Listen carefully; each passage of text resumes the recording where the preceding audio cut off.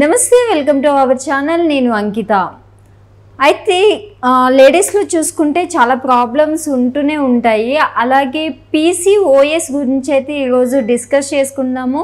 అసలు పీసీఓఎస్ అంటే ఏంటి, ఎలాంటి ట్రీట్మెంట్ ఉంటుంది, సిమ్టమ్స్ ఏంటి అని మరిన్ని విషయాలు డిస్కస్ చేయడానికి నాతో పాటు ఫెర్టిలిటీ సెంటర్ సికింద్రాబాద్ బ్రాంచ్ నుంచి డాక్టర్ సాహితి ఉన్నారు.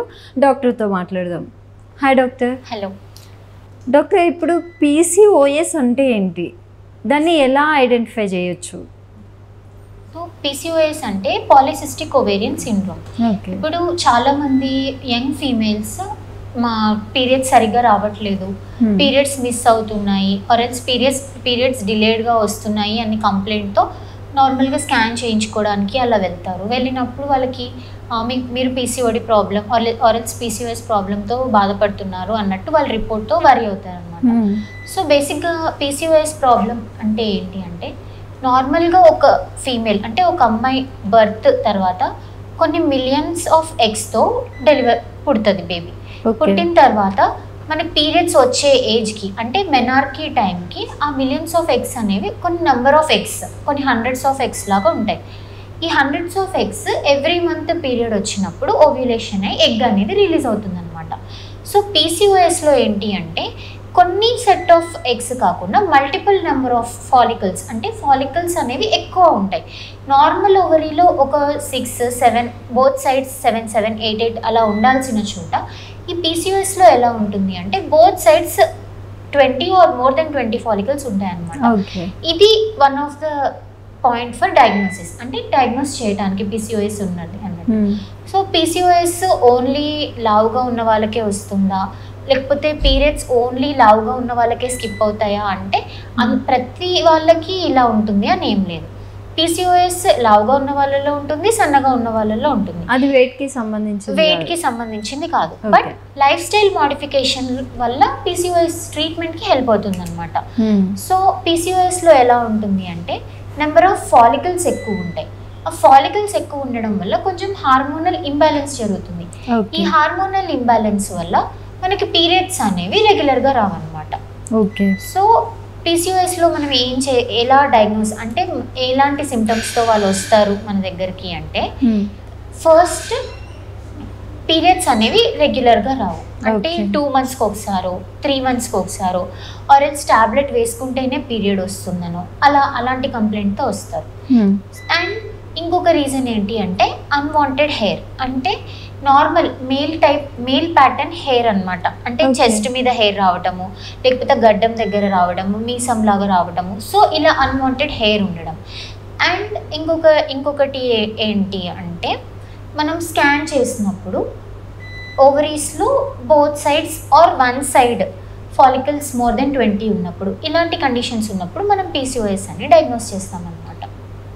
అయితే ఇప్పుడు పీసీఓఎస్ ఉన్న వాళ్ళు ఖచ్చితంగా ఐవీఎఫ్ ద్వారానే పిల్లల్ని కనాలి అంటారా, లేకుంటే వాళ్ళు నార్మల్గా కూడా కనొచ్చా? సో పీసీఓఎస్లో ఏంటి అంటే, ఖచ్చితంగా ట్రీట్మెంట్ తీసుకుంటేనే పిల్లలు పుడతారు అని అలా ఏమీ ఉండదు. పీసీఓఎస్లో ఏంటి, నార్మల్గా ప్రతి సైకిల్ అంటే ప్రతిసారి పీరియడ్ వచ్చినప్పుడు ఒక్కొక్క ఎగ్ రిలీజ్ అవ్వాలి. పీసీఓఎస్లో ఏంటి అంటే యానోవ్యులేషన్ ఉంటుంది అనమాట, అంటే ఎగ్ అనేది రిలీజ్ అవ్వదు. ఎందుకు రిలీజ్ అవ్వదు అంటే, ఈ హార్మోనల్ ఇంబ్యాలెన్స్ వల్ల ఎగ్ అనేది కరెక్ట్గా రిలీజ్ అవ్వదు. సో వాళ్ళు ఉన్న వెయిట్ కంటే ఒక 10% వెయిట్ రిడక్షన్ ఉండాలి. ఒక 10% వెయిట్ రిడక్షన్ ఉంటే ఆటోమేటిక్గా పీరియడ్స్ అనేవి రెగ్యులరైజ్ అవ్వడం స్టార్ట్ అవుతాయి. రెగ్యులరైజ్ అయినప్పుడు ఎగ్ అనేది రిలీజ్ అవుతుంది. ఎగ్ అనేది రిలీజ్ అయినప్పుడు ప్రెగ్నెన్సీ వచ్చే ఛాన్సెస్ అనేవి ఇంక్రీజ్ అవుతాయి. సో బేసిక్గా పీసీఓఎస్ వాళ్ళలో సబ్ ఫర్టిలిటీ అంటాం అనమాట. ఈ ప్రాబ్లం ఉంటుంది వాళ్ళకి ఫస్ట్ కొంచెం పీరియడ్స్ రెగ్యులరైజ్ అవుతాయి, అయిన తర్వాత మనం టాబ్లెట్ మెథడ్తో స్టార్ట్ చేస్తాం. అవసరమైతే ఒక 2 or 3 doses ఇంజెక్షన్స్ ఇస్తాం. ఇంజెక్షన్స్ ఇచ్చిన తర్వాత న్యాచురల్గా మనం ట్రై చేస్తాం. అయినా కూడా ప్రెగ్నెన్సీ రావట్లేదు అంటే కనుక మనం ఐయుఐ పద్ధతికి వెళ్తాం. ఐయుఐ పద్ధతిలో కూడా ప్రెగ్నెన్సీ రావట్లేదు అంటే అప్పుడు మనం వాళ్ళకి ఐవీఎఫ్ అనేది రికమెండ్ చేస్తాం. బేసిక్గా ఈ పీసీఓఎస్లో ప్రాబ్లం ఏంటి అంటే, మనకి ఎగ్ చుట్టూ ఒక షెల్ లాగా ఉంటుందన్నమాట. ఈ పీసీఓఎస్ ఉన్న వాళ్ళల్లో ఈ ఎగ్ చుట్టూ ఉన్న షెల్ అనేది కొంచెం థిక్గా ఉంటుంది. థిక్గా ఉండడం వల్ల ఫర్టిలైజేషన్లో కొంచెం ఇబ్బంది అనేది ఏర్పడుతుంది. అందువల్ల ప్రెగ్నెన్సీ రావటం అనేది కొంచెం లేట్ అవుతుంది వీళ్ళల్లో. ఓకే, అంటే దీంట్లో మెడిసిన్ కూడా పీసీఓఎస్ ఉన్న వాళ్ళు ఎక్కువగా యూజ్ చేయాలి అనేది వింటూ ఉంటారు. పీసీఓఎస్లో ఏంటి, మనకి పీరియడ్స్ రెగ్యులర్గా రావు కాబట్టి పీరియడ్ రావడం కోసం మెడిసిన్ వాడాల్సి ఉంటుంది. ఓకే, సో దీంట్లో మనము ఖచ్చితంగా ఎవ్రీ 30 daysకే పీరియడ్ రావాలి అలా అలా అనేది మనం పెట్టుకోవద్దు. నార్మల్గా మన గైడ్ లైన్స్ ప్రకారం ఎలా ఉంటుంది అంటే 1 yearలో అట్లీస్ట్ 8 cycles అనేవి పీరియడ్స్ అనేవి కంపల్సరీ రావాలన్నమాట. అంటే 2 or 3 monthsకి ఒకసారైనా ఖచ్చితంగా పీరియడ్ అనేది రావాలి. రాకపోతే ఏమవుతుందంటే మన గర్భసంచిలో ఎండోమెట్రియల్ లైనింగ్ అని ఉంటుంది, ఎండోమెట్రియల్ పొర. ఈ పొర థిక్నెస్ అనేది పెరుగుతుంది. ఈ థిక్నెస్ ఇంక్రీజ్ అవ్వటం వల్ల కమ్మింగ్ ఇయర్స్ అంటే ఏజ్ పెరుగుతున్న కొద్దీ అది మనకి ఎండోమెట్రియల్ హైపర్ప్లేషియా అంటాం. అంటే ఎండోమెట్రియల్ హైపర్ప్లేషియా వచ్చే ఛాన్సెస్ ఉంటుంది.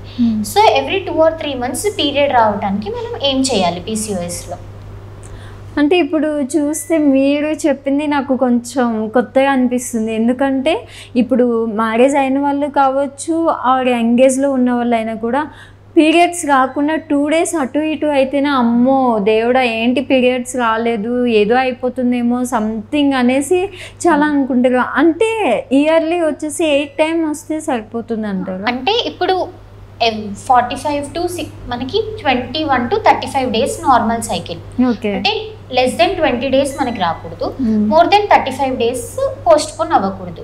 అది నార్మల్ గైడ్ లైన్స్ ప్రకారం. సో పీసీఓఎస్లో వాళ్ళకి మనకి డ్రాస్టిక్గా ప్రతి వీక్ మనం టాబ్లెట్స్ ఇవ్వకుండా లైఫ్ స్టైల్ మోడిఫికేషన్స్ చెప్తాం.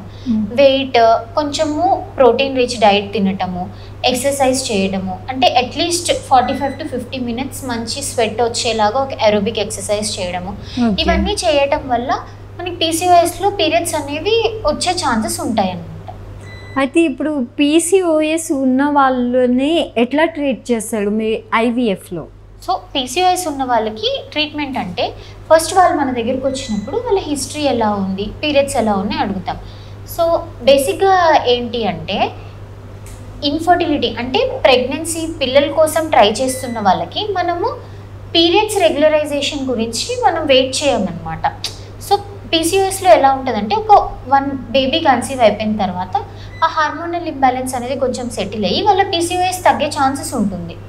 సో పిల్లల కోసం ట్రై చేస్తున్నాము, చాలా ఇయర్స్ నుంచి పిల్లలు అవ్వట్లేదు, మాకు పీసీఓఎస్ ప్రాబ్లం ఉంది అని వచ్చిన వాళ్ళకి మన ఫస్ట్ ఎయిమ్ ఏముంటుందంటే పిల్లల కోసం ట్రీట్మెంటే ఉంటుంది. వాళ్ళ పీరియడ్స్ రెగ్యులరైజేషన్ గురించి మనం ట్రీట్మెంట్ ఇవ్వము. పీరియడ్స్ రెగ్యులర్గా రావడానికి ఒక రకమైన ట్రీట్మెంట్ ఉంటుంది, పిల్లల కోసం ప్లాన్ చేసినప్పుడు ఒక రకమైన ట్రీట్మెంట్ ఉంటుంది. సో వాళ్ళు వచ్చినప్పుడు ఐవీఎఫ్లో ఏం చేస్తామంటే పీసీఓఎస్లో మల్టిపుల్ ఫాలికల్స్ ఉంటాయి. అంటే మనం ఇంజెక్షన్స్ ఇచ్చినప్పుడు మల్టిపుల్ ఫాలికల్స్ గ్రో అయ్యే ఛాన్స్ ఉంటుంది అనమాట. సో మనం పీరియడ్ వచ్చిన 2వ రోజు నుంచి ఇంజెక్షన్స్ ఇచ్చి ఎగ్స్ ఎంత అంటే ఫాలికల్స్ ఎంత సైజ్ పెరుగుతున్నాయో చూస్తాం. పెరిగిన ఫాలికల్స్ నుంచి మనం ఎగ్ పికప్ చేస్తాం. పికప్ చేసిన తర్వాత ఎగ్స్ అనేవి మనం రిట్రీవ్ చేస్తాం. రిట్రీవ్ చేసిన ఎగ్స్ నార్మల్గా ఏంటి ఒక డిష్లో మనం తీసిన ఎగ్ని అంటే అండంని ఇంకా స్పర్మ్ని వేస్తాం అనమాట. ఇది ఐవీఎఫ్ పద్ధతి. కాకపోతే మనకి ఇప్పుడు కొత్త టెక్నిక్స్ వచ్చాయి. అంటే ఇక్సీ అంటాం అనమాట, ఇంట్రాసైటోప్లాస్మిక్ స్పర్మ్ ఇంజెక్షన్. అంటే ఈ పీసీఓఎస్లో ఏం చెప్పామంటే ఇందాక అండం చుట్టూ ఒక షెల్ లాగా ఉంటుంది, అది కొంచెం థిక్ ఉంటుంది అన్నాం కదా. సో దీన్ని మనం కట్ డౌన్ చేయడం కోసమే ఇంట్రాసైటోప్లాస్మిక్ స్పర్మ్ ఇంజెక్షన్ అంటాం. ఇక్సీ చేస్తాం అంటే స్పర్మ్ని డైరెక్ట్గా ఎగ్లోకి ఇంజెక్ట్ చేస్తాం అనమాట. సో ఈ షెల్ వల్ల ఫర్టిలైజేషన్ అవ్వకుండా ఉండటం, ఈ ఛాన్స్ మనం తీసుకోకుండా డైరెక్ట్ ఇన్సైడ్ ఇంజెక్షన్ చేస్తే ఆ ఫర్టిలైజేషన్ అనేది జరుగుతుంది. Okay, thank you doctor. So చూసారు కదా, నెక్స్ట్ మరొక ఇంట్రెస్టింగ్ టాపిక్తో మీ ముందుకు వచ్చేస్తాను. Until then watch our channel. This is Ankita signing of.